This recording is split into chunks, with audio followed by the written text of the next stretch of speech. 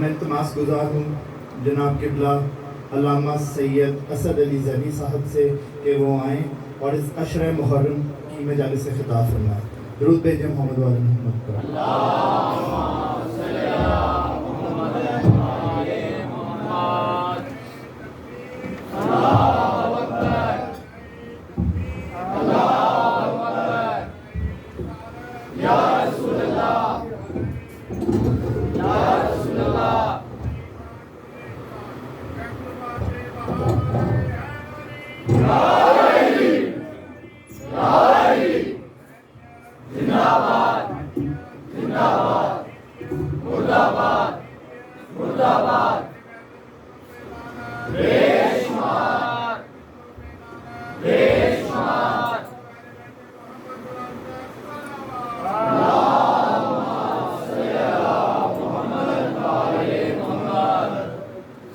صلوات باواز بلند۔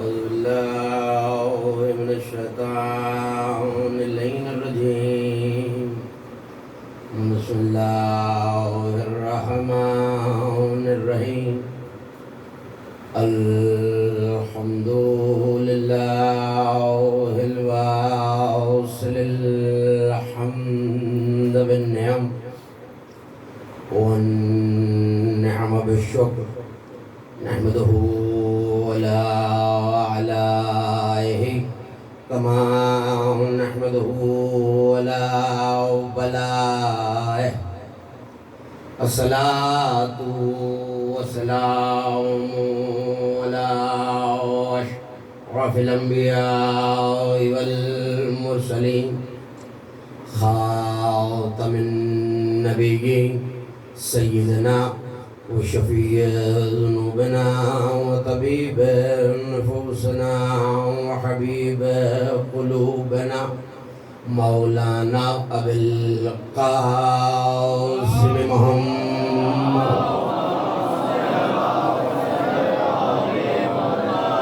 وأهل بيته الطيبين الطاهرين المعصومين المظلومين الميامين، الذين ذهب الله عنهم الرجس وطهرهم تطهيرا،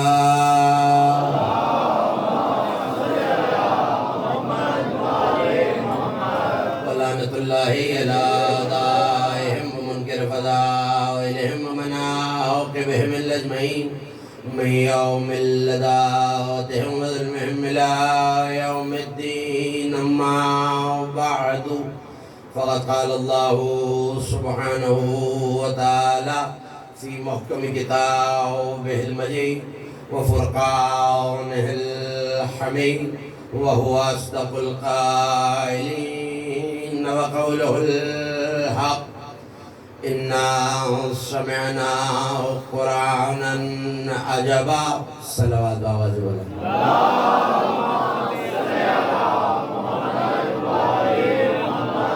سب مل کے اس سے بلند اور بہتر صلوات پڑھیں۔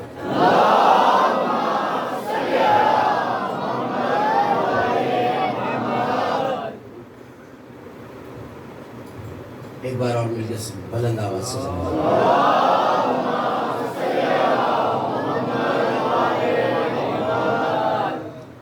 عشرہ محرم الحرام سن 1444 ہجری کے سلسلہ مجالس کی پہلی تقریر آپ حضرات سماعت فرما رہے ہیں۔ یقیناً سبب کامرانی و کامیابی ہے آپ کا اور میرا اس ذکر سے جڑ جانا، اس قافلے سے متمسک ہو جانا، اس اعلان کے ساتھ کہ آج کے دن کے بعد ہر اگتا ہوا سورج یہ اعلان کرے گا کہ یزید کبھی تھا، حسین آج بھی ہے۔ پروردگار آپ سب کی توفیقات خیر میں اضافہ فرمائے۔ جس ناساز موسم میں آپ یہاں تشریف لائے ہیں اور جس تعداد میں تشریف لائے ہیں، یہ اس بات کی دلیل ہے کہ زمانے کا موسم کوئی بھی ہو، عزاداری کا موسم بدلتا نہیں ہے۔ میں بہت زیادہ اشعار پڑھنے کا عادی نہیں ہوں، لیکن دل چاہ رہا ہے کہ اپنے بیدار سننے والوں کے حوالے دو مشرے کرتا چلو. اگر پیچھے تک میرے مومنین دوست آمادہ ہیں ہاتھ اٹھاتے رہیے گا تاکہ پتہ چلتا رہے اب ہمارے ہم سفر ہے. شہر غم سرور میں بدلتا نہیں موسم. بیدار ہو جانا جو بارش سے گھبرایا وہ نہیں میرے ساتھ ہو جائے. شہر غم سرور میں بدلتا نہیں موسم. ساون کی گھٹا اور ہے اشکوں کی گھٹا.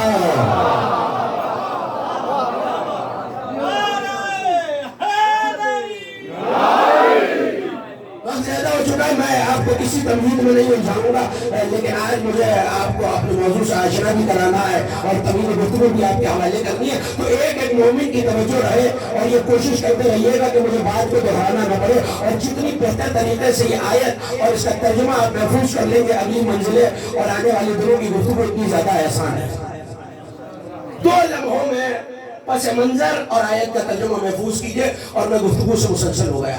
میں نے کلام مجید سے اس مسلسل گفتگو کے لیے آپ کے سامنے جس آیہ وافی ہدایہ کو تلاوت کرنے کا شرف حاصل کیا, یہ کلام مجید کے 72ویں سورہ مبارکہ جن کی آیت ہے. بالکل آغاز ہی یہیں سے ہے جس آیت کو میں نے تلاوت کیا, اور یہ آیت کا آخری ٹکڑا ہے.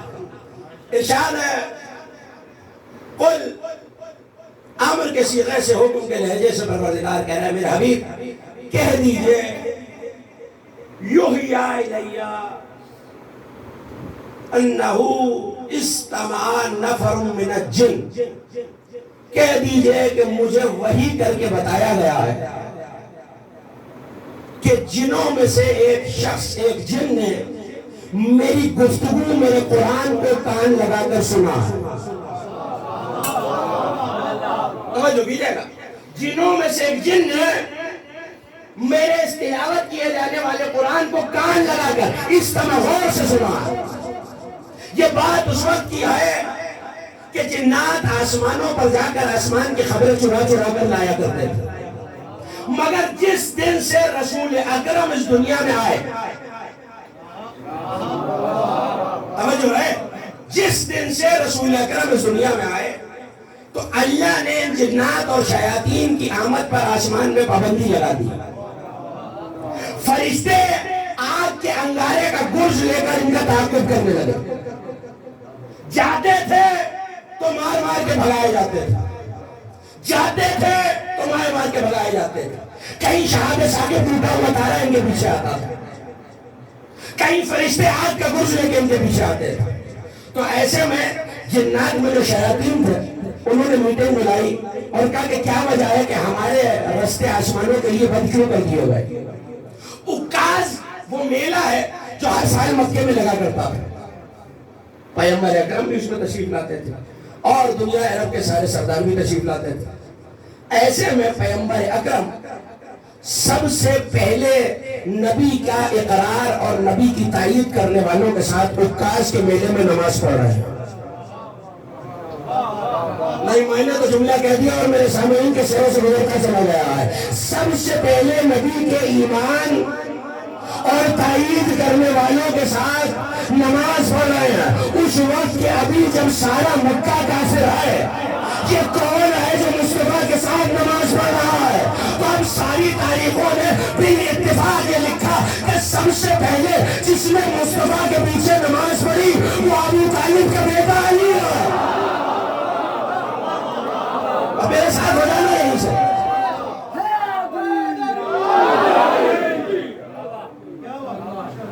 سب سے پہلے جس نے مصطفیٰ کے ساتھ نماز پڑھی ہے وہ ابو طالب کا لال علی ابن ابی طالب. تو وہ جنات بھی آئے, اور ظاہر ہے جب آپ نماز پڑھتے ہیں تو پہلا سورہ الحمد اور اس کے بعد آپ کو اختیار ہے والناس پڑھیں, سورہ بقرہ پڑھیں, سورہ معون پڑھیں, سورہ کہف پڑھیں, جو سورہ دل میں آئے پڑھیں, لیکن سب سے پہلے سورہ الحمد پڑھنا ہے. تو قرآن نماز میں پڑھا جاتا ہے, میں بھی پڑھتا ہوں, آپ بھی پڑھتے ہیں, اور جو نمازی نماز پڑھے گا اسے قرآن نماز میں پڑھنا پڑے گا.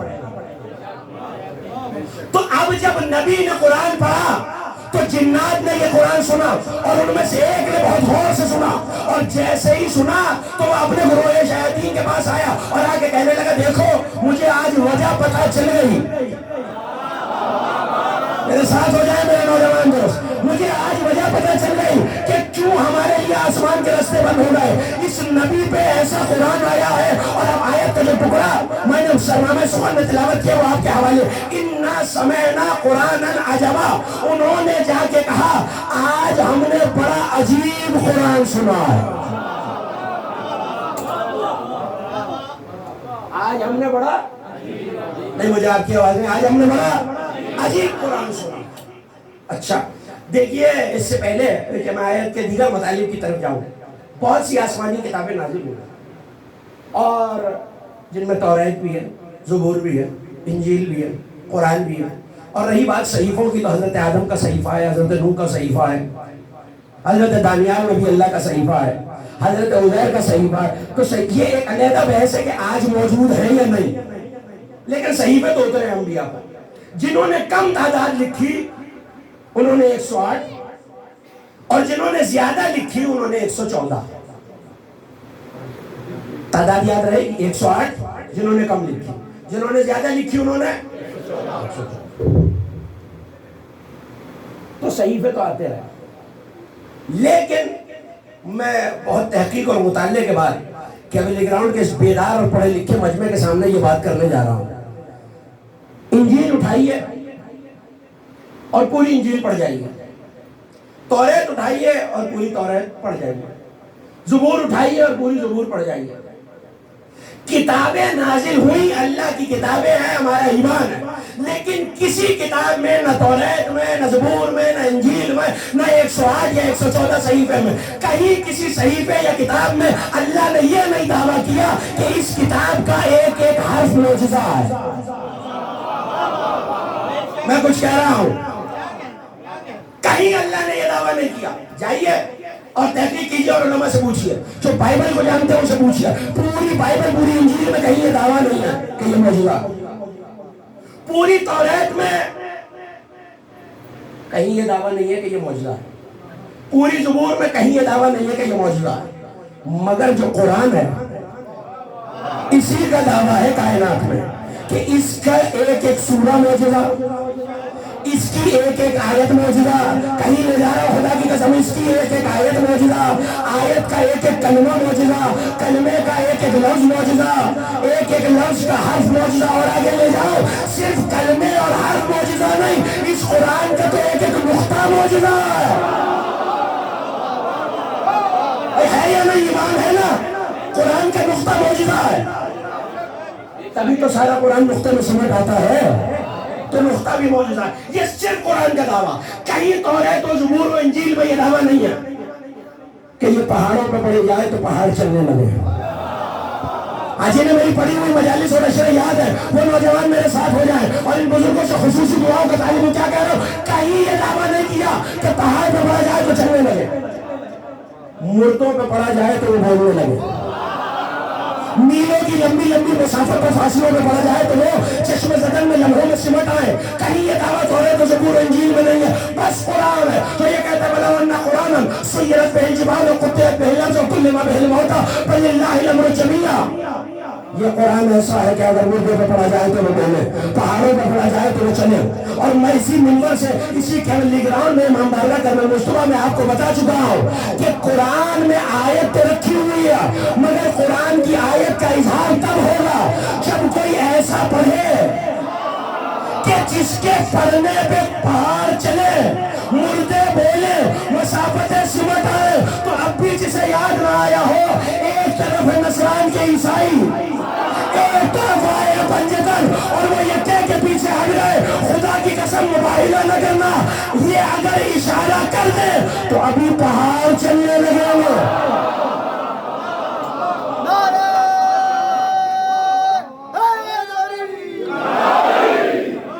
اچھا بھائی میں قرآن کا اعجاز آپ کے حوالے کر رہا ہوں. یہ جملہ تو آپ کی توجہ کو حاصل کرنے کے لیے کہہ دیا نا میں نے.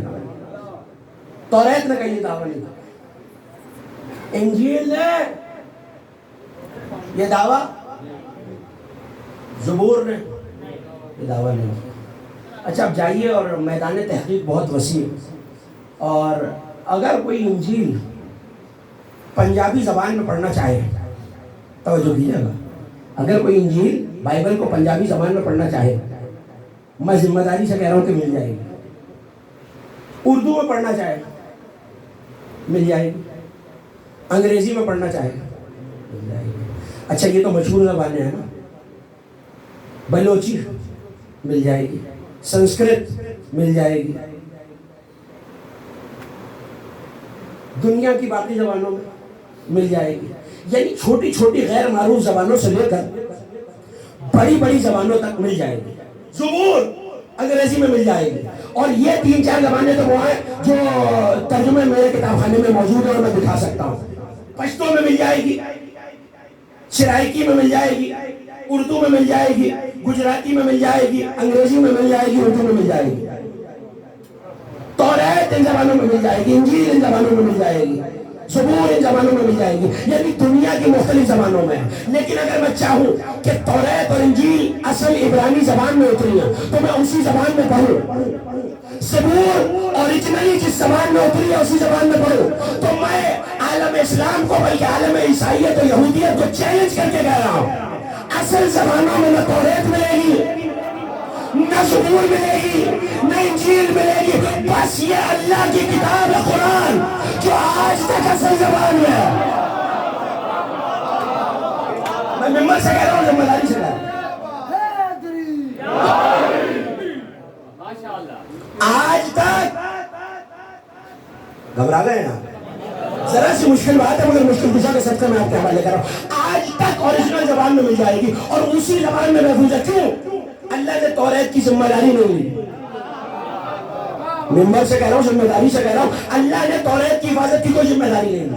اللہ نے زبور کی حفاظت کی کوئی ذمہ داری نہیں لی. اللہ نے انجیل کی حفاظت کی کوئی ذمہ داری نہیں لی. اور عقیدہ مسلمہ یہ ہے اور عقیدہ مسلمہ یہ ہے کہ ان کتابوں میں تحریف ہو چکی ہے. لیکن قرآن اِنَّا نَحْنُ نَزَّلْنَا الذِّكْرَ وَإِنَّا لَهُ لَحَافِظُونَ، ہم نے ذکر کو نازل کیا ہے، ہم اس کی حفاظت کریں. اس کا مطلب اعجاز قرآن. یہ یاد رکھیے گا جنات نے قرآن کو عجیب کہا. دیکھیے عجیب کے معنی اگر میرے سننے والوں تک پہنچ جائے، میں آنے والی مجلسوں میں تفصیل سے عرض کروں گا، لیکن آج صرف یہ 2 جملوں کی تعریف محفوظ کی ہے. عجیب اس چیز کو کہتے ہیں جس پہ مجھے حیرت ہو. بات پہنچ رہی ہے؟ عجیب کسے کہتے ہیں؟ جس پہ مجھے. اچھا تو دیکھیے حیرت کا معیار تو ہر جگہ مختلف ہے. حیرت کا معیار ہر جگہ مختلف ہے. میں نے محمد علی جعفری صاحب کو کوئی کام کرتے ہوئے دیکھا، میں حیران ہوں. میں نے کہا صاحب یہ کیا کر رہے ہیں، یہ تو قابل حیرت ہے. اچھا وہ ظاہر لاہور میں روزمرہ کی بات تھی، تو میں تو باہر سے آیا ہوں، مجھے کیا پتا کہ یہاں ایسے ہی ہوتا ہے. میں نے کہا بھائی یہ تو بڑی عجیب بات ہے. کہ لگے حضور یہ تو ہمارا روز کا کام ہے، روزمرہ کی بات ہے. تو اس کا مطلب ہے جو میرے نزدیک عجیب ہے شاید وہ آپ کے نزدیک عجیب نہ ہو. جو اب آپ پیچھے بیٹھے ہوئے بات سمجھ میں آ رہی ہے، پہنچ رہی ہے. جو میرے نزدیک عجیب ہے ضروری نہیں ہے کہ وہ آپ کے نزدیک عجیب ہو، اور جو آپ کے نزدیک عجیب ہے ضروری نہیں ہے وہ میرے لیے بھی عجیب ہو. جنات نے قرآن کو عجیب کہا ہے، تو عجیب اور حیرت کے لیے 3 لفظ قرآن میں ہے. اچھا یہ بھی ایک کمال ہے کہ حیرت کا لفظ خود عربی کا لفظ ہے اور قرآن میں ہے. حیرت کا لفظ کل چاند رات کی مجلس میں عرض کر چکا ہوں کہ ایک لفظ ایک معنی کے لیے کبھی بھی ایک سے زیادہ لفظ نہیں ہوتے. اگر ایک سے زیادہ لفظ ہیں تو معنی میں فرق ضرور ہوگا. حیرت کہتے ہیں ایسی حیرت کو جو صرف حیران کرے. ایک اور لفظ ہے مبہوت، ایسی حیرت جس سے ہاتھ پاؤں پھول جائیں.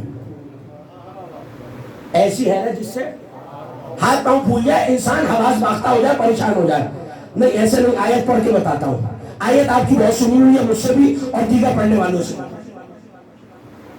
اللہ کا ایک نبی نمرود کے دربار میں توحید پہ گفتگو ہے. آواز دی ربی الذی یحیی و یمیت، میرا رب تو وہ ہے جو مارتا اور زندہ کرتا ہے. اس نے کہا میں بھی مارتا زندہ کرتا ہوں. کہا اچھا. پھر معیار بدلا تھا حضرت ابراہیم نے، جنہیں یاد ہے انہیں یاد ہے. ان اللہ یاتی الشمس من المشرق فآتی بہا من المغرب. میرا رب تو یہ کرتا ہے کہ مشرق سے سورج نکالتا ہے، مغرب میں غروب کر دیتا ہے. اگر تو رب ہے تو مغرب سے نکال.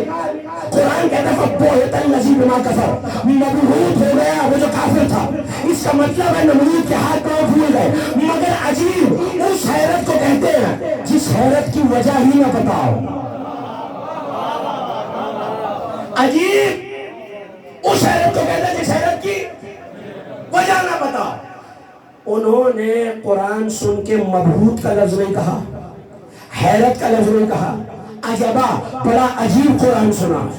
اور قرآن کی حفاظت کا ذمہ اللہ نے لیا, اور ایسا ذمہ لیا ہے کہ چیلنج کیا, لو اجتمعت الانس والجن, اے میرے حبیب اگر یہ انسان اور جنات جمع ہو جائیں ان یاتوا بمثل ھذا القرآن, اور کوشش کریں کہ اس قرآن کی مثال لے کے آئیں, اس جیسا قرآن لے کے آئیں,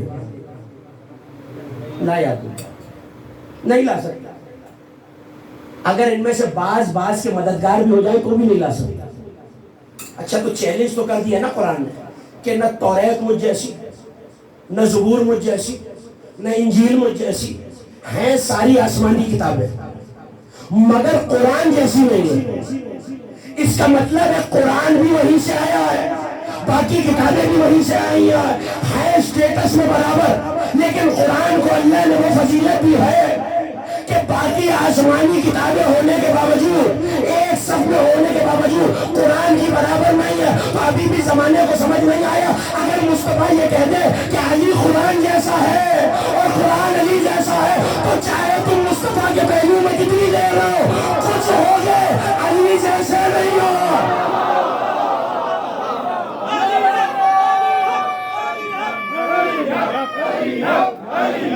پیچھے کا ہاتھ بلند کر کے جو علی کو حق مانتا ہے تو میں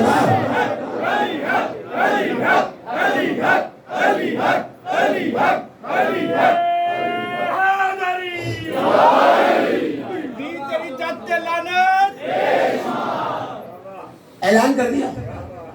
اگر یہ سارے جنوں انس مل جائیں اور ایک دوسرے کی مدد کریں تو دیکھو قرآن کی مثل تو نہیں لا سکتے. اچھا چیلنج تو کر دیا. اور عرب بڑے غیرت مند لوگ تھے. شاید کسی کے ذہن میں تصور ہو کہ عرب کفار جو تھے اسلام آنے سے پہلے یہ جاہل تھے. دیکھیے وہ جہالت کچھ اور ہے, مگر بڑے غیرت مند لوگ تھے اور اپنی ناک پہ گردن کٹوا دیتے تھے.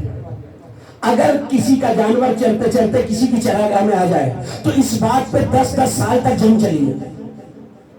اگر کوئی جانور چل رہا ہے کسی نے تیر مار دیا, اس بات پہ 10 سال تک جنگ چلی ہے. تو بھائی نبی سے جنگ کرنے تو آئے مگر قرآن کا جواب نہیں لا سکے. شاید یہ واقعہ آپ نے بزرگ علماء سے سنا اور میں ایصال ثواب کی نیت سے آپ کے حوالے کر رہا ہوں. کوشش ایسا نہیں ہے کہ کوشش نہیں کی, کوشش کی کفار نے کہ جواب لا سکے. اکاس ہی کا میلہ جہاں سے گفتگو شروع ہوئی ہے, اکاس کے میلے میں عرب کے بڑے بڑے رائٹرز, بڑے بڑے پوئٹ, بڑے بڑے ادیب, بڑے بڑے شاعر آئے. ہر سال آتے تھے. تو کفار کے سردار جمع ہو گئے مکے کے. پریشان تو نہیں ہو رہا اپنی بات سے. اچھا لوات ایسی پڑھیے کہ پتہ چلے آپ دو بار.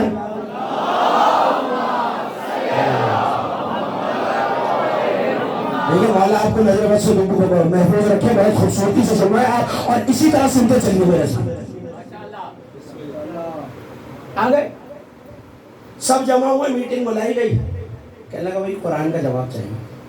کہنے لگا اچھا دیکھو اتنی بڑی فصاحت کا معجزہ ہے کہ 1 سال تو دینا پڑے گا, 1 سال دینا پڑے گا. کہنے لگا اچھا جاؤ اگلے سال اسی میلے میں آنا تو قرآن کا جواب لے آنا. سال گزر گیا, پھر میلہ لگا, شعراء بھی آئے, ادیب بھی آئے, سردار بھی آئے. کہنے لگے ہاں بھائی جواب لائے. سر جھکا کے کہتے ہیں اس کتاب کا جواب آ نہیں سکتا.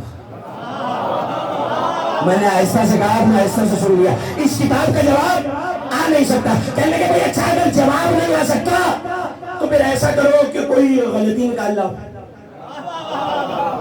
اچھا یہ چیلنج قرآن کر چکا ہے کہ دیکھو اگر تم سارے مل جاؤ تو جواب نہیں لا سکتے. لیکن اس چیلنج کے بعد ایک اور چیلنج کیا کہ اے میرے حبیب یہ تم پر الزام لگاتے ہیں کہ یہ تمہارا اپنا کلام ہے اور اللہ کی طرف سے نہیں آیا, تو ان سے کہو کہ پورے کا جواب نہ لائے. یا تو بے عشر سبع منہم, ایسی 10 صورتیں بنا کے لے آئے. بھائی خدا کریم ہے اور اس کا نبی رحمت للعالمین, تو 10 سورے لے آؤ. پورا قرآن نہیں چاہیے. دیکھیے وہ آیت, اب یہ بھی ایک معجزہ ہے اور آپ کے حوالے کر رہا ہوں. وہ آیت تھی سورہ مبارکہ بنی اسرائیل میں 15ویں پارے میں. کون سی کہ تم اس قرآن کا جواب لے آؤ. 15واں پارہ ہے قرآن کا وسط, آدھا قرآن پیچھے ہے. میں کچھ کہہ رہا ہوں لاہور والوں، آدھا قرآن پیچھے آدھا آگے، اللہ یہ کہہ رہا ہے یا اس آدھے جیسا لے آؤ یا اگلے آدھے جیسا لے آؤ، لیکن چیلنج کرنے کے بعد ٹائم دیا، اور جب نہیں لا سکے تو کہا چلو پورا تو نہیں لا سکتے 10 سورے لے آؤ۔ 4 مہینے تک اللہ نے انتظار کیا، میں تفسیر کی ذمہ داری سے کہہ رہا ہوں، 4 مہینے تک اللہ نے انتظار کیا، اور پھر آیت آ گئی، ان کنتم علی ریب مما نزلنا علی عبدنا، تم اگر شک میں ہو کہ یہ قرآن محمد نے اپنی طرف سے بنایا اور یہ ہماری طرف سے نہیں ہے اور یہ مصطفیٰ کی نعوذ باللہ اپنی اختراع ہے، تو جاؤ فاتوا بسورۃ من مثلہ، تم ایک ہی سورت لے آؤ، تم ایک ہی سورت لے آؤ، نہ پورا قرآن نہیں، 10 صورتیں نہیں 10 صورتیں نہیں، ایک سورت، لفظ بدل کے کہتا ہوں شاید جو اب تک نہ پہنچاؤ وہ پہنچ جائے، ارے تم بڑی سورہ بقرہ نہیں چھوٹی سورہ کوثر لے آؤ، سورہ بقرہ نہ لاؤ، ارے کوثر ہی لے آؤ۔ تو کوثر جب آئی تو کیا کیا تھا نبی نے؟ 3 ہی تو آیات ہیں نا، بسم اللہ الرحمن الرحیم انا اعطیناک الکوثر فصلی لربک وانحر ان شانئک هو الابتر، تینوں لکھ کر اکاز ہی کے میلے میں لگا دی کعبے پر۔ دیکھیے میں خود عربی زبان کا بہت ادنا سا طالب علم ہوں، اور عربی زبان کی جو کلاسیکی شاعری ہے نا، جو سب سے اعلیٰ ترین شاعری ہے، اسے معلقات الصبا کہتے ہیں، 7 لٹکے ہوئے قصیدے، اچھا کہاں لٹکے ہوئے تھے؟ کعبے پر، اور مختلف شعراء کے تھے، اور اتنا بڑا کلام کہ لوگ سجدہ کرتے تھے ان شعراء کو۔ نبی نے 3 آیتیں لگائی اور آواز دی، اگر تم میں کوئی بہت بڑا فصیح و بلیغ ہے، سورہ بڑی بات ہے، یہ 3 آیتیں اس کی 4تھی لگا لاؤ، 3 آیتیں اس کی 4تھی بنا کے لے آؤ۔ اچھا آئی کس کا؟ میری مدد کریں گے تو بات آگے بڑھے گی۔ یہ سورہ کوثر کس کی شان میں آیا ہے؟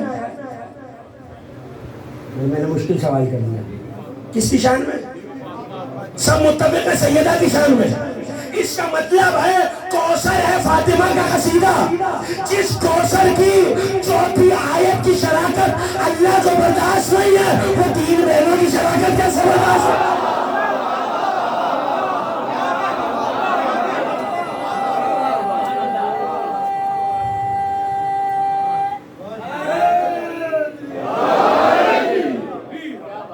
جس کے قصیدے میں اللہ کو مصرے کی شراکت برداشت نہیں، تو راتوں رات اپنی شاعری اتار کے لپیٹ کے لے گئے۔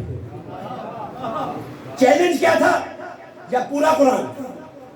رحم آ گیا پروردگار، نہیں لا سکتے 10 لے، اچھا 10 نہیں لا سکتے، بڑی نہیں لاؤ کوثر لے آؤ، بقرہ نہیں لاؤ، آل عمران نہیں لاؤ، اور آل عمران تو دوسری لا بھی نہیں سکتی۔ میں کچھ کہہ رہا ہوں، خدا کے لیے جو لفظ سننا جانتے ہیں وہ تو میرے ساتھ رہے نا، آل عمران تو دوسری آ بھی نہیں سکتی، تم کوثر لے آؤ تو کوثر بھی نہیں ملی۔ لیکن اب کیا کہا تھا؟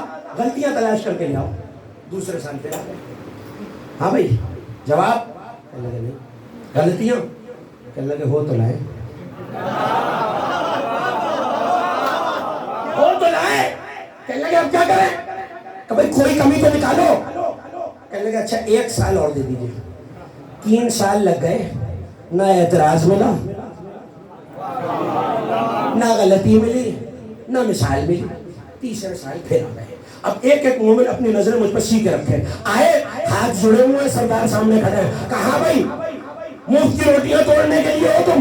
کس بات کے عدیب ہو؟ کس بات کے پیسے ملتے ہیں تمہیں؟ کس بات کے لیے تمہیں رکھا ہوا؟ کہنے لگے بھائی ناراض نہ ہو، 4 لفظ ایسے لائے ہیں جو اب ہماری زبان میں تو بولے نہیں جاتے مگر قرآن میں ہیں۔ خوش ہو کے کہنے لگے جھوم کے، بھائی یہی بہت ہے، یہی بہت ہے، یہی بہت ہے۔ صاحب بلوغ العرب کتاب کا نام ہے بلوغ العرب، جو حوالہ دیکھنا چاہے میرے پاس آ جائے۔ اور اب 5 برسوں میں مجھے یہ تو بتانے کی ضرورت نہیں ہے کہ آنکھ سے دیکھ کے پڑھنے کا عادی ہوں، کان سے سن کے نہیں۔ توجہ کیجیے گا، جو حوالہ دیکھنا چاہے میرے پاس آ جائے۔ کہنے کے 4 لفظ ایسے ہیں جو عربوں میں نہیں بولے جاتے، رائج نہیں ہے، ہم تو نہیں بولتے مگر قرآن میں اور قرآن عربی میں آیا ہے، تو یہ اعتراض کے قابل بات تو ہے۔ اگر میں شاعری میں کوئی ایسا لفظ استعمال کر دوں جو اردو میں بولا ہی نہیں جاتا تو نقص تو پیدا ہو گیا نا، نقص آ گیا۔ تو کہنے لگے بھائی کون سے لفظ ہیں؟ اچھا ظاہر ہے کہ زبان پہ غرور بھی بہت ہے۔ دیکھیے عرب اپنے آپ کو عرب کہتے ہیں یعنی زبان والا، اور پوری دنیا کو عجم کہتے ہیں یعنی گونگا۔ یعنی ہم زبان والے ہیں, باقی پوری دنیا گونگی ہے. اچھا تو اگر سب گونگے ہیں اور تم زبان والے ہو تو تمہاری زبان میں قرآن آیا. کہنے لگے 4 لفظ ایسے ہیں. اب اگر اجازت ہو تو میں 4 لفظ آپ کے حوالے کر دوں. اب یہ لفظ یاد رہیں گے تو اگلا جملہ آپ تک پہنچے. پہلا لفظ ہے حضوہ. کون سا لفظ؟ نہیں, مجھے آپ کی آواز نہیں آ رہی. حضوہ. حضوہ کہتے ہیں تمسخر اڑانے کو, ہنسی اڑانے کو, مذاق اڑانے کو. لیکن عربی زبان میں اس کے لیے دوسرا لفظ ہے استہزاء. تو انہوں نے کہا بھائی استہزاء صحیح لفظ ہے, حضوہ غلط ہے. ہم تو حضوہ نہیں بولتے. اور اس کا قرآن یہ کہتا ہے کہ آیات ربنا حضوہ. وہ لوگ ہمارے رب کی آیات پہ حضوہ کرتے ہیں, یعنی ہنسی مذاق کرتے ہیں, مذاق اڑاتے ہیں. کہنے لگے اچھا دوسرا لفظ کیا؟ کہا مکر الکبار, بہت بڑا مکر کرتے ہیں. بڑے کے لیے لفظ کبیر بولا جاتا ہے. یہ کبار کیا ہے؟ تو کبار کا لفظ بھی عربی میں نہیں, محفوظ کرتے رہے گا. پہلا لفظ حضوہ, دوسرا لفظ کبار. وہ کہتے ہیں کبیر صحیح لفظ ہے, کبار نہیں. کہنے لگے تیسرا سورہ قصص میں دونوں لفظ ایک ہی آیت میں ہے, لشیء عجاب. تو کہنے لگے بھائی شے تو لفظ ہے, یہ لشیء کیا ہے؟ یہ اس کے ساتھ جو لام لگا ہوا ہے یہ کوئی لفظ نہیں ہے. ان اللہ علی کل شیء قدیر, شے تو ہوتی ہے, یہ لشیء کیا ہے؟ اور عجاب, بھائی لفظ تو عجیب ہے, یہ عجاب قرآن میں کہاں سے آ گیا؟ کہنے لگے یہ تو بڑی محنت کی بات ہے, تمہیں تو انعام ملنا چاہیے. اب توجہ ہو جائے تو میں سمجھ رہا ہوں تمہیں تو انعام ملنا چاہیے. اتنی محنت کر کے آؤ بھائی, تمہیں اچھے کلام میں 4 غلطیاں نکالنا ہے. عکاس کا میلہ لگا ہوا تھا, پیغمبر اکرم بھی گزرے, کفار نے آ کے گھیر لیا. کہنے لگے کیا بات ہے؟ کہا آپ کی کتاب میں 4 غلطیاں نکالنا ہے, آ جائیے. کہنے لگے بھائی تم نے تو ہمیں رسوا ہونے سے بچا لیا. یہ عبداللہ کا بیٹا, یہ بنی ہاشم کا جوان, روز اپنے قرآن کے چیلنج سنا سنا کے ہمیں رسوا کرتا ہے کہ ایسا قرآن لے آؤ, ایسی 10 صورتیں لے آؤ, ایسی 1 صورت لے آؤ, 1 آیت لے آؤ. تو ہم تو لا نہیں پا رہے, تو ہمیں جنگیں کرنی پڑتی ہیں. تو آج تم نے ہمارا سر فخر سے بلند کر دیا, نعوذ باللہ. ہم 4 غلطیاں لے کے محمد کے پاس آ جائیں گے, مصطفیٰ کے پاس آئے. رحمت للعالمین ہے میرا رسول. کہنے لگے اچھا 4 غلطیاں لائے, یہاں جواب دوں گا تو رسوا ہو جاؤ گے, میرے خیمے میں آ جاؤ, میرے خیمے میں آ جاؤ. اچھا چلے, اور ایک مرتبہ چلتے چلتے پلٹے, اور پلٹ کے کہہ لے کہ دیکھو رش نہیں لگانا, تم میں جو سب سے بڑا ہے نا الیکشن کر لو. پتہ نہیں کہاں بیٹھے میرے سننے والے, تم میں جو سب سے بڑا ہے نا الیکشن کر کے ووٹ ڈال کے, جو تم میں سب سے سینئر ادیب ہے, سب سے بڑا ادیب ہے, سب سے قابل ادیب ہے, اس کو لے آؤ. تاریخ کہتی ہے اس کا نام زید ہے, اور عمر 100 سال کے قریب ہے, تو بوڑھا بھی ہے. آیا. اب ہوتا یہ ہے کہ اگر کوئی بزرگ آ جائے تو آپ کھڑے ہو جاتے ہیں. تو پیغمبر اکرم اپنی نشست پہ, اپنی مسند پہ بیٹھے ہیں, اللہ کا حبیب. زید نامی اس کو ادیب کو سب نے جمع کیا اور کہا ہماری طرف سے تم جاؤ گے, یہ 4 اعتراض ہے, اس کے جواب اللہ کے نبی سے لینے ہیں, یعنی جو نبی ہونے کا دعویٰ کر رہا ہے ان کے نزدیک. آیا. پیغمبر اکرم, پوری توجہ رہے, پیغمبر اکرم اس کے احترام میں نہیں اٹھے. میں بڑی ذمہ داری سے کہہ رہا ہوں, پیغمبر اکرم اس کے احترام میں, اب بولیں گے تو بات میں نہیں, پیغمبر اکرم اس کے احترام میں نہیں اٹھے. آیا, بیٹھ گیا. جیسے ہی بیٹھا مصطفیٰ اٹھ گئے. خدا کی قسم بیداری سے نہیں, بیداری سے جملے محفوظ کرنا. مصطفیٰ اٹھ گئے, جیسے ہی بیٹھا مصطفیٰ اٹھ گئے, تو ڈر کے کھڑا ہو گیا اور پھر سامنے کھڑا ہوا. جیسے ہی وہ اٹھا نبی بیٹھ گئے. ایک مومن بیدار ہے, جیسے ہی وہ اٹھا نبی بیٹھ گئے, جیسے ہی نبی بیٹھے نبی بیٹھ گیا, جیسے ہی وہ بیٹھا نبی پھر اٹھ گئے. لفظ کیا ہے؟ حجوہ, کبار, لشیء, عجاب. اب 4 لفظوں کی دلیل دیکھیے. وہ آیا, بیٹھا, نبی اٹھے. محفوظ کریں گے منظر تو لطف آئے گا, اسی لیے دوہرا رہا. نبی اٹھے, یہ بھی اٹھا. جیسے ہی اٹھا نبی بیٹھ گئے, یہ بیٹھا نبی پھر اٹھ گئے. راوی کہتا ہے 4 یا 5 مرتبہ یہ بیٹھتا ہے نبی اٹھ جاتے ہیں, یہ اٹھتا ہے نبی بیٹھ جاتے ہیں, یہ بیٹھتا ہے نبی. اب صاحب بوڑھا تو تھا, نبی کی برس, نبی کی عمر مبارک 43 برس, اس کی عمر 100 برس, تو 50-55 سال بڑا بوڑھا ہے. چڑھ کے کہنے لگا اتتخذونی حضوۃ یا محمد, اے محمد کیا تم میرا حضوہ اڑا رہے ہو؟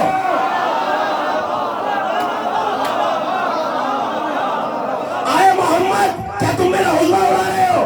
انی, کیا کہا تھا, کبیر لفظ ہے، کفار نہیں، انی لشیخ کفار، میں تو تم سے بہت بڑا کفار ہوں، میں تم سے، اور مجھے ایک ہی جملہ کہنا جس کے لیے ساری تمہید کر رہا ہوں، میں تم سے کفار یعنی بہت بڑا ہوں، ھذا لشیء عجاب منک، یہ تو تم سے بڑی عجیب بات دیکھی ہے۔ تو عرب کا وہ پرانا ادیب، وہ بوڑھا ادیب، وہ بوڑھا عرب چاروں لفظ بول رہا ہے، اس کا مطلب ہے پرانی عربی میں یہ لفظ تھے، اور یہ قرآن کی سچائی کی دلیل ہے۔ جملہ کے نگران والوں بس یہ کہنا، جس محمد کا اٹھنا بیٹھنا سچائی کو ثابت کر دے، اس کا علی کا ہاتھ اٹھا کے کھڑے رہنا چاہے۔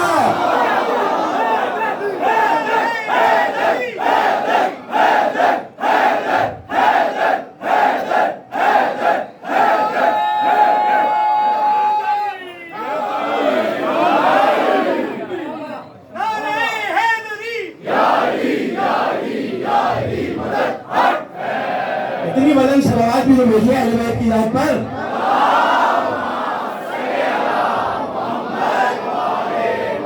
بھائی میں ممبر سے کہہ رہا ہوں، ذمہ داری سے کہہ رہا ہوں، حیات رسالت کا طویل ترین خطبہ ہے، نبی گھنٹوں علی کا ہاتھ بلند کر کے کھڑے رہے۔ جس محمد کا اٹھنا بیٹھنا قرآن ثابت کر دے، اس کا کھڑے رہ کے ہاتھ بلند کرنا۔ اچھا نہیں، سنا ہے نا جملہ، جو بے دلیل ہو وہ ذکر آل محمد نہیں ہوتا۔ موقع یاد دلاؤں، خندق کھدی ہوئی ہے، نبی نے اعلان کر دیا برد الایمان کلہ بالکفر کلہ، آج کل کا کل ایمان جا رہا ہے کل کے کل کفر سے۔ تو علی کا ہاتھ ایسے ہے، ایسے ہی ہے نا، ہاتھ ضربت ایسی ہی لگتی، یوں سے یوں آیا۔ عمر بن عبدالود مارا گیا، میں سنا چکا ہوں۔ اچھا ہاتھ بلند ہونا افضل ہے یا جھکا ہونا؟ بلند ہونا افضل ہے۔ تو جس علی کا ہاتھ جھکے تو ثقلین کی عبادت سے افضل ہو جاتا، اس علی کا اٹھا ہوا ہاتھ کیا ہوگا؟ ھذا لشیء عجاب، اس کا مطلب ہے یہ قرآن کا دعویٰ ہے، میں منزل سے قریب ہو رہا ہوں، یہ قرآن کا دعویٰ ہے کہ تم قرآن کی مثل نہیں لا سکتے، تم قرآن جیسی 10 صورتیں نہیں لا سکتے، قرآن جیسا ایک سورہ نہیں لا سکتے۔ تو جنہوں نے سنا تو عجیب کہا، میں جس بات پہ حیران ہوں گا اسے عجیب کہوں گا۔ میں واپس آ گیا اپنی تمہید تک، میں جس بات پہ حیران ہوں گا اسے عجیب کہوں گا، آپ جس بات پہ حیران ہوں گے اسے، اب بولیں گے تو بات بنیں گے، اسے عجیب کہیں گے۔ اس کا مطلب ہے ہر ایک کا عجیب مختلف ہے، بس پوچھنا یہ ہے کہ قرآن کو جن عجیب کہے، دیکھیں قرآن نے اپنے آپ کو عجیب نہیں کہا، میں ذمہ داری سے کہہ رہا ہوں، قرآن نے اپنے آپ کو عجیب نہیں کہا، جنات نے قرآن کو عجیب کہا ہے، اور آج تک 1400 برس میں معجزہ سمجھ میں نہیں آ رہا۔ کسی کے آگے ہے تو مجھے بھی سمجھا دے۔ معجزہ ایسا ہے کہ آج تک عقل حیران ہے اور وجہ نہیں معلوم حیرت کی کہ یہ قرآن کا اتنا بڑا معجزہ کیسے ہے۔ تو پوچھنا یہ ہے کہ جسے جنات عجیب کہے وہ تو سمجھ میں آ نہیں رہا، اور جس کے بارے میں اللہ کے ناب علی المظہر نہ جائے۔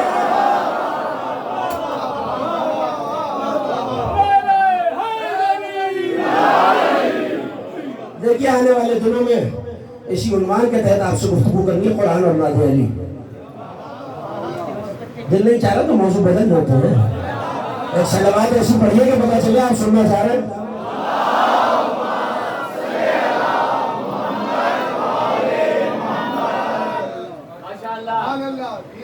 جسے جنہوں نے عجیب کہا وہ قرآن تو تمہاری سمجھ میں آیا نہیں۔ اب میں کیا کروں کہ بندے کو کوئی چیز حیران کرے تو کرے، بندے کو کوئی چیز حیران کر سکتی ہے، مجھے بھی، آپ کو بھی، کسی بھی بشر کو کوئی بھی چیز حیران کر سکتی ہے۔ تو میں حیرت میں آیا تو میں نے کہا بھائی بڑی عجیب بات ہے۔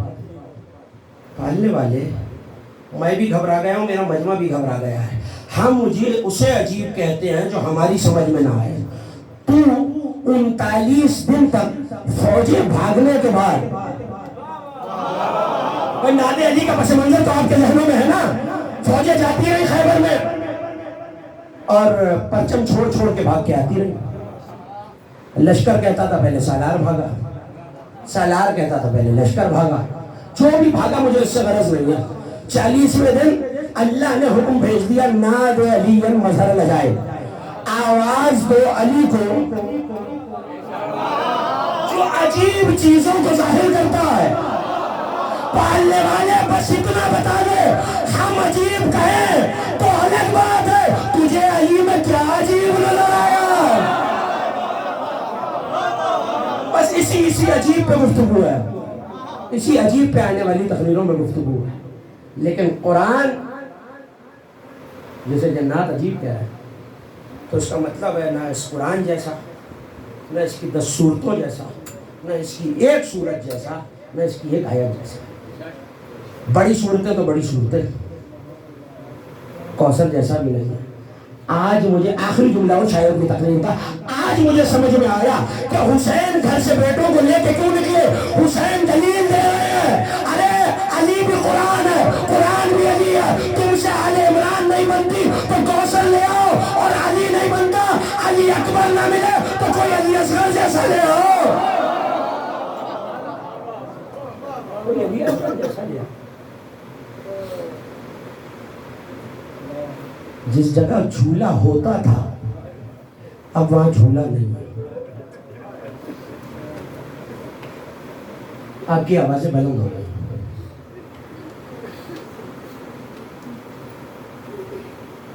آپ کا کوئی امام ایسا نہیں گزرا جو یہ کہتا نہ گیا ہو جب ہماری مصیبت پہ رویا کرو تو ایسے چیخ مار کے رویا کرو جیسے بوڑھی ماں جوان بیٹے کے لاشوں پہ روتی. رونے کے دن آ گئے، نہیں بندھے ہوئے آپ کے ہاتھ گردن سے، نہیں مارتا آپ کو رونے پہ کوئی تماچا. مگر میری بہنوں میں، میری ماؤں میں ایک بچی ہے جو دعا دیتی ہے عزاداروں. کل ایک جملہ کہا تھا اور آج ایک اور جملہ سن لو. جب یہ بچی آپ کو روتا ہوا دیکھتی ہے تو سنا ہے نا پھپھی سے پوچھتی ہے پھپھی اماں انہیں کوئی رونے کا تعزیانہ تو نہیں مارتا؟ آئے اگلا جملہ بھی سن لو. جب آپ رو لیتے ہیں نا تو جناب سیدہ کہتی ہے سکینہ میں دعا مانگتی ہو تم آمین کہنا. جلا ہوا دامن پھیلا کے سکینہ کہتی ہے دادی جیسے ہم یتیم ہوئے ان کے بچے کبھی یتیم نہ ہو.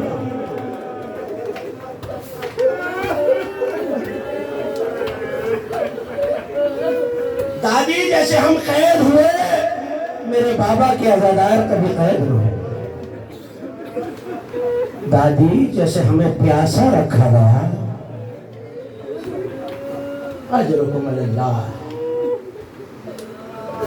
رجب کا مہینہ آیا، رات کا وقت تھا. علی کی بیٹی کی عادت تھی کہ روزانہ اپنے بھائی کی زیارت کو آیا کرتی تھی.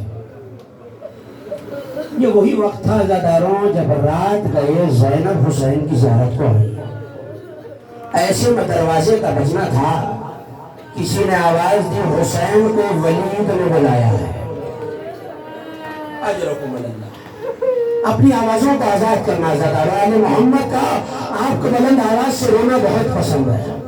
ایک ماں ہے جو بہت دعا دیتی ہے. اور عزاداروں ایک مرتبہ ولید کا نام آنا تھا، زینب بھائی کے کمر کے پٹے سے نکل گئی بھیا میں اکیلے نہ جانے دوں گی، بھیا ولید کے دربار میں نہ جانا. کہ زینب میں نانا کے مدینے میں خون نہیں بہانا چاہتا. کہ بھیا اگر جانا ہی ہے نا تو ایک مرتبہ دائیں بائیں دیکھ کے بیوی نے آواز دی عباس،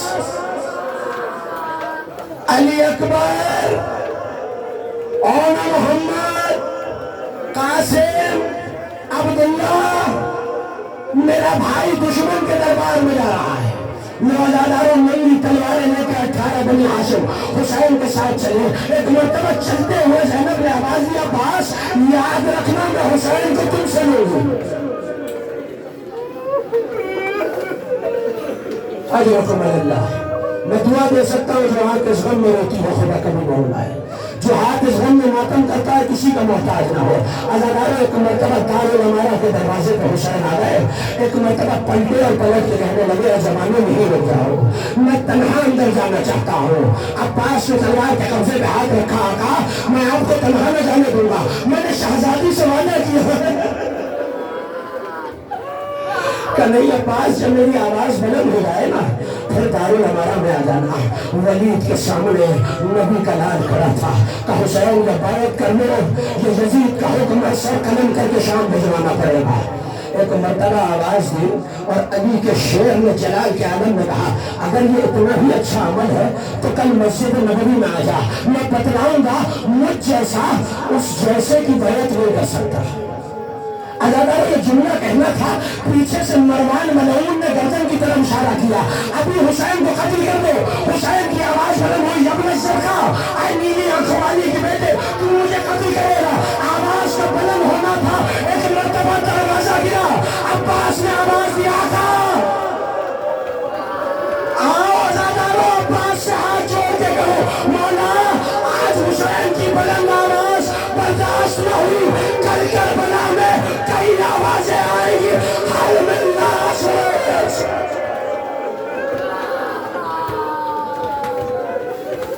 حل من ناصر انصرنا.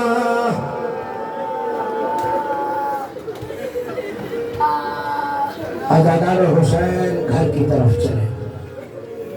جب کبھی آل محمد سفر پہ جاتے تھے تو وہ طریقہ تھا فہرست بنائی جاتی تھی. حسین نے عباس کو آواز دی, عباس فہرست بنائی لائے. حسین کہتے جاتے تھے, عباس نام لکھتے جاتے تھے. مگر جب بھی فہرست بنتی تھی نا عزادارو تو فہرست کے اوپر ایک آیت لکھی جاتی تھی, نصر من اللہ و فتح قریب. جب فہرست مکمل ہو گئی حسین نے عباس سے وہ فہرست لی, آیت کی طرف نظر پڑی, حسین کی آنکھوں میں آنسو آ گئے. ایک مرتبہ قلم اٹھا کے اس آیت کے اوپر ایک اور آیت لکھی, انا للہ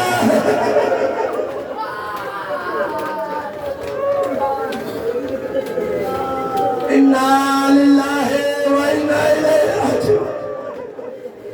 عزادارو ایک مرتبہ حسین کا حکم ہوا, عباس مردوں کو تم بتاؤ گے, بیویوں کو میں بتاؤں گا. عباس چلے, علی اکبر آپ کا بھی نام ہے, قاسم آپ کو بھی جانا ہے, اول محمد میرے لال تم بھی چلو گے.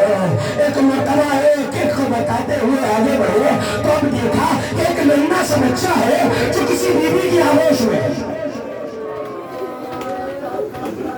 مجھے نہیں پتا میں جملہ کیسے کہوں گا. عباس اس بیوی کے قریب آئے, عباس سے کچھ کہا نہ رہا. ایک مرتبہ بچے کو دیکھ کے کہنے لگے, علی اصغر میرے لال آپ بھی جائیں گے. بس یہ کہنا تھا, فاطمہ سغرا طرف گئی, کہ چچا کیا فہرست میں میرا نام ہے؟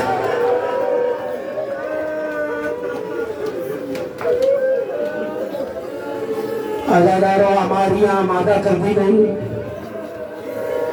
مگر وہ دن آنے سے پہلے جب رات کا وقت آیا تو حسین نانا, ماں اور بھائی کی قبر پر گئے. روایتیں کہتی ہیں جب نانا کی قبر پہ آئے تو حسین تیز قدموں سے چل رہے تھے. ایسا لگتا تھا کوئی دین و دنیا کا سلطان نانا کی قبر پہ جا رہا ہے. پہنچے تو خود کو نانا کی قبر پہ گرا لیا. قبر سے لپٹ کے اتنا روئے کہ روتے روتے غش آ گیا. رو کے یہ کہا, نانا یہ آپ کی امت مجھے آپ کے مدینے میں رہنے نہیں ہوتی. لیکن عزادارو بھائی کی قبر پہ آئے تو یہی عالم تھا. مگر مقتل کہتا ہے جب رات کے آخری پہر میں حسین ماں کی قبر پہ آئے تو آپ قدموں پہ چل کے نہیں آئے. حسین نے خود کو زمین پہ گرایا اور گھٹنوں کونیوں کے بل جیسے کوئی چھوٹا بچہ ماں کے قریب آئے اور آواز دیتے جاتے تھے, اماں میں آ گیا, اماں تیرا پیاسا حسین آ گیا. اجرکم اللہ. تیاری ہو گئی ہے, محمل سجادی ہو گئے. عباس اور علی اکبر نے بنی ہاشم کے محلے کے مدینے کا دائرہ کرنا شروع کیا. اعلان ہو رہا ہے لوگوں چھٹو بحالی کر دو, بازاروں سے ہٹ جاؤ, رستوں سے ہٹ جاؤ. وہ علی و بطول کی بیٹیاں سوار ہوتی ہیں, علی و بطول کی بیٹیاں گھر سے نکلتی ہیں. ازادارو گھر کا سامان سمیٹا گیا. ایک مرتبہ حسین نے آواز دی عباس ذرا مشکوں میں پانی بھرو, اتنا پانی کہ سفر میں کام آ جائے. رو کے کہنے لگے آقا میں نے اتنا پانی بھر لیا ہے کہ ختم نہیں ہوگا, شاید کسی منزل پہ کسی قافلے کو پلانا پڑے. روزادارو ہماری تیار ہو گئی. آخری دو جملے سن لو, آپ رو لیے. ایک مرتبہ حسین کی مسند بچھی, حسین مسند پہ بیٹھے ہیں. راوی کہتا ہے ایک جانب عباس کھڑے ہیں, ایک جانب علی اکبر کھڑے ہیں. ایسے میں ایک ایک بیوی کا آنا شروع ہوا. سب سے پہلے ام لیلا آئی. حسین نے آواز دی علی اکبر جاؤ ماں کو سوار کراؤ. شہزادے نے سہارا دیا, جناب لیلا سوار ہوئے. آواز آئی رباب آتی ہے. آواز دی علی اکبر جاؤ اماں کو سوار کرو. ایک مرتبہ آواز آئی بیوائے حسن مادر قاسم آتی ہے. ماتم کرنا جاتا ہے جو پرسوں دینے کے لیے آیا ہے. آواز دی جاؤ قاسم ماں کو سوار کراؤ. ایک مرتبہ شور اٹھا اور آواز آئی علی کی چھوٹی بیٹی ام کلثوم آ رہی ہے. ایک مرتبہ عباس نے آگے بڑھ کے زمین بچھایا. علی اکبر نے محفل کا پردہ الٹا اور محمد نے بازو تھاما. علی کی چھوٹی بیٹی سوار ہوئی, مگر راضی کہتا ہے اچانک کیا ہوا. حسین نے مسند کو چھوڑا. کنیزوں کے ظلمت میں ایک سیاہ پھلکے والی بیٹی آئی. آواز یہ علی کی بڑی بیٹی زینب. آخری جملہ سنے نہ زیادہ ہو. عباس نے سامنے طے کر دیے اور محمد نے محمل کا پردہ اڑا دیا. قاسم و علی اکبر آگے بڑھے کہ پھوپھی کو سہارا دے. آواز دی قاسم میں تم سے سوار نہیں ہوں گی. علی اکبر نے آگے بڑھ کے کہا پھوپھی اماں کہ میں سوار کراؤں کہ میرے لال تم سے بھی سوار نہیں ہونا. عباس نے گردن کو جھکایا, کہا آقا زادی غلام حاضر ہے. کہا عباس میرے بھائی تم سے سوار نہیں ہونا. مجھے نہیں پتا کون یہ جملہ کیسے سن کے پرساد ہوگا. ایک مرتبہ یہ سننا تھا یاد ہے کہ ایک مرتبہ حسین نے مسند کو چھوڑا اور آگے بڑھ کے کہنے لگے بہن میں سوال کر رہا ہوں کہ بھیا آپ امام وقت ہے مگر معاف کرنا آپ سے سوال نہیں ہونا. کہ زینب پھر کون سوال کرائے؟ کہ وہ سوال کرائے جو 11 محرم کو بندے ہاتھوں سے سوال کرائے. حسین نے دائیں بائیں دیکھا, آواز دی اور میرا بیمار.